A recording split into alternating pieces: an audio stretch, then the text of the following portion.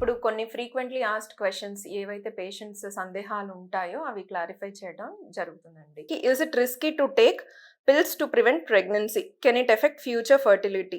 చాలా మంది పిల్లలొద్దు, అప్పుడే ప్లాన్ చేయట్లేదు అనుకునే వాళ్ళు పిల్స్ తీసుకుంటూ ఉంటారనమాట. లైక్ 21 డే పిల్స్ కానీ, లేకపోతే ఏదైనా గనక ఎమర్జెన్సీ పిల్ గానీ ఇలా యూజ్ చేస్తూ ఉంటారు. ప్రెగ్నెన్సీ రాకుండా ఉండాలి అనంటే మాక్సిమం మ్యారేజ్ అయ్యి ఒక 1 ఇయర్ ఆర్ 2 ఇయర్స్ వరకు is fine. But beyond that లేదు, ఏదైనా మెడికేషన్ ప్రొలాంగ్డ్‌గా మోర్ దాన్ 3-6 మంత్స్ వాడుతున్నారు అనంటే దాని యొక్క సైడ్ ఎఫెక్ట్స్ అనేవి ఉంటాయి. దాన్ని సైడ్ ఎఫెక్ట్స్ యొక్క ఎఫెక్ట్ అనేది బాడీ మీద గానీ, ఫెర్టిలిటీ మీద గానీ ఉంటుంది. First and foremost thing, marriage అయింది, pregnancy as soon as possible plan చేసుకోవడం అన్నది is first and best option.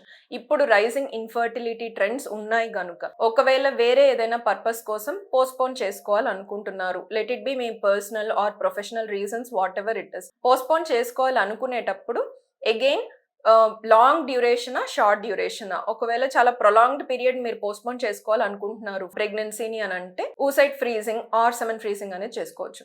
లేదు, మాకు ఓన్లీ ఒక 1 ఇయర్ వరకు అలా పోస్ట్‌పోన్ చేసుకోవాలనుకుంటున్నాము అంటే వెరీ బేసిక్ మెథడ్స్ అనేవి ఉంటాయి మనకి. అంటే మెకానికల్ మెథడ్స్ కానీ, కాండోమ్స్ యూజ్ చేయడము, క్యాలెండర్ మెథడ్ ఫాలో అవ్వడము, సైకిల్స్ రెగ్యులర్‌గా ఉండే వాళ్ళకి ఆ విండో అనేది ఉంటుంది.